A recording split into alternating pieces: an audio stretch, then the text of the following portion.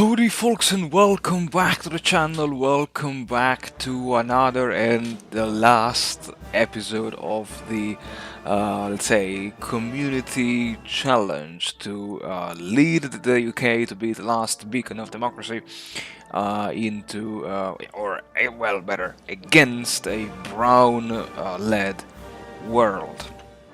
Having liberated, let's say, the US, continental Europe, having defeated the Soviet, sorry, the Russian Empire, it was now the time to focus my attention on the last big brown nation still standing in the Far East, namely the Empire of Japan, with its puppet China. Now, what happened in the last episode was that as my armies were still around the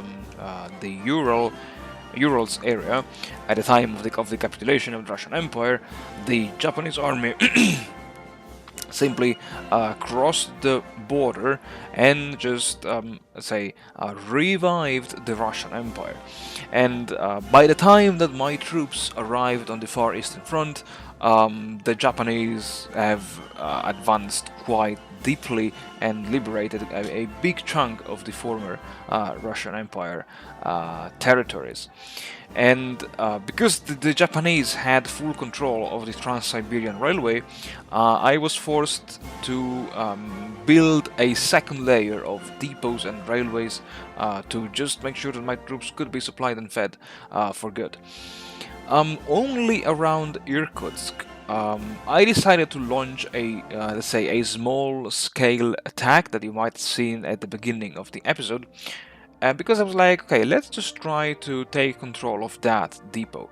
And let's say, surprisingly and unexpectedly, the entire Japanese front line collapsed in that area, which allowed me to pocket, I think there were just 12 or 13 Japanese divisions, say, in the bulge between Irkutsk and Tatanutuva.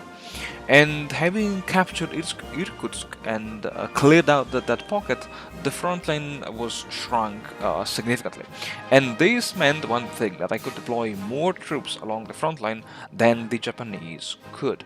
And when all of the depots and the railways were built and connected, and supplies kept, let's say, started flowing again, I launched the all-out offensive from three directions: from the north, from the west, and from the south. I must say, and I have to say, thank you so much, Paradox, for giving us the option to directly assign air wings to individual armies, because this feature, I must say, saved my time and my micromanagement.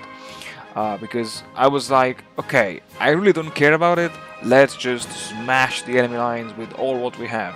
And, you know, by 1945, I had something like now 5,000 fighters and 4,000 close air support wings, which were just blasting their way through the Japanese lines. There was like literally nothing that the Japanese could do to stop my advance.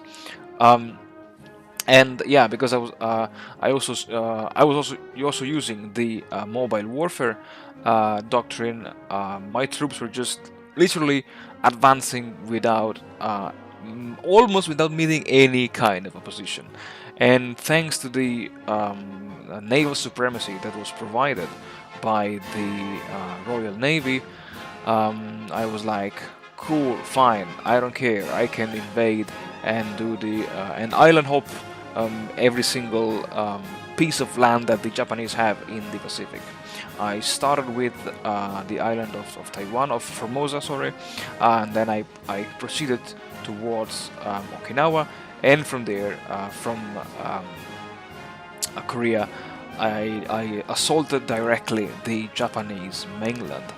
And when Emperor Hirohito was finally defeated, I realized that I still had one small enemy to face in Europe, which was brown Portugal. Because yes, the Portuguese were still in the war, and I was like, oh god, I forgot about them. And well, no need to say that with the veteran armies from the wars in Africa, in the US, in Canada, in Europe, in the Far East, and Japan, uh, neutralizing Portugal was really a walkover. And yeah, with the liberation of Portugal, I must say, and I can say that I felt confident in having won my very first community suggested challenge. It was, I must say, a ton of fun, especially at the beginning when I had to face enormous difficulties in taking care of multiple fronts. So really, well done, folks. You suggested something very challenging, yeah, for me, even though I have plenty of hours in Hoi 4, and I really thank you so much for that.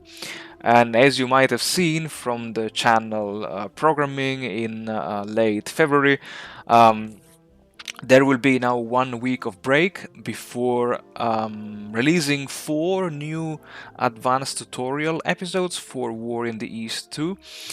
And then in June, the greatest and the longest adventure on the channel begins. So make sure that you are subscribed to the channel if you're interested in it, and of course if you don't want to miss any of the upcoming episodes. I hope that you guys will like it, because I'm sure it will be interesting, funny, and yeah, it will be like this.